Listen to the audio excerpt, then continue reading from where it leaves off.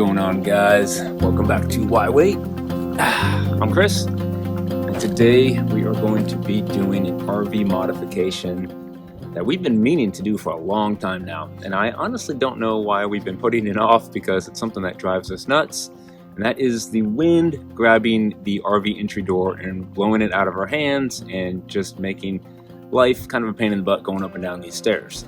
And the modification that we're going to be doing is installing the Lippert Components RV friction door hinge kit right here in the door jamb.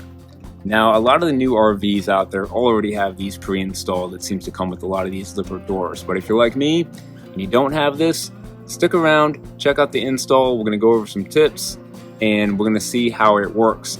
Now, if this is something that you have had installed on your RV for a while, or it came on your RV and you've been using it for a while, please comment down below. Let me know, how is it holding up? Is it still working just as good? Because I have read some reviews that over time, it seems to kind of loosen up a little bit, not hold up as good in the wind as when it was first installed. And that's another thing that I read about. This comes with 2 hinge kits.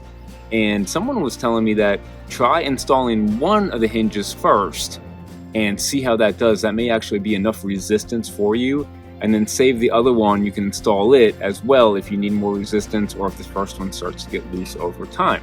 So that seemed like a pretty good tip there.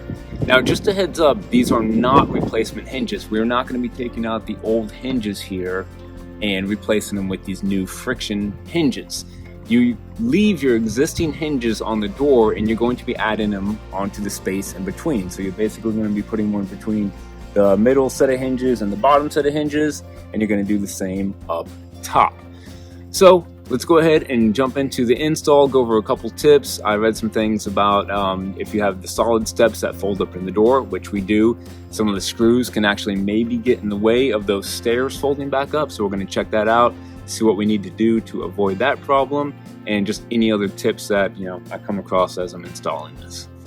Just check out your existing hinges in case you're thinking about uninstalling these and installing the new ones, the friction hinge kit. It may not be as simple as you think, because the new ones are installed with screws, and if you look at the old hinges right here, they are attached using rivets. So it wouldn't be the simple process of just popping these off using the same screw holes and things like that. So again, this is meant to be just as an added hinge, not to replace the existing ones. So it does recommend per instructions on installing the hinges right in the middle between the bottom ones and the middle one right there, and getting it precisely right there in the middle. But before I do that, and before I mark these holes and start drilling stuff, I am going to fold up my solid steps and see if it looks like something's going to get in the way here. Hey, come do me a favor. Hold this camera for me. So if we were to mount this about right where it's supposed to be, I could maybe see an issue if the screw heads poke out. And let's see what it looks like when this comes down. Yeah, it does get really close to that. In fact, it's close to this whole chip broken off piece right there. So let's see. So I could see the solid steps maybe rubbing on the screws or getting caught on them a little bit. So I'm actually going to install the first one up top here between the top hinges and the middle set. Install that one, see how well it holds up, see if it creates enough resistance, and just go with one. If it doesn't, then we'll go down there and we'll install the second one, but we may raise it up a little bit and not quite have it on center.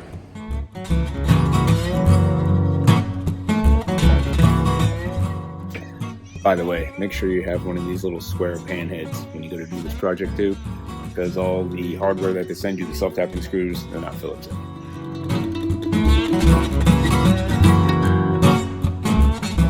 And push it. Pretty tight, huh? Yes. So we got one installed. It's pretty windy out. It's going to be really windy tomorrow too, so I'm going to leave one installed, see how it does in the wind tomorrow, see if it holds up. The wind is actually coming right at it, right on it right now. So normally this would actually be slamming closed even with this wind. And I think I'm just going to do the one, and we did the one up top right here. We'll see how that goes, and then if need be, we'll install the other one down below. But again, we have to be careful because it will get in the way of the solid steps, and we won't be able to center it down there we will have to move it up a little bit. But for now, pretty impressed, pretty happy with it. See how it does.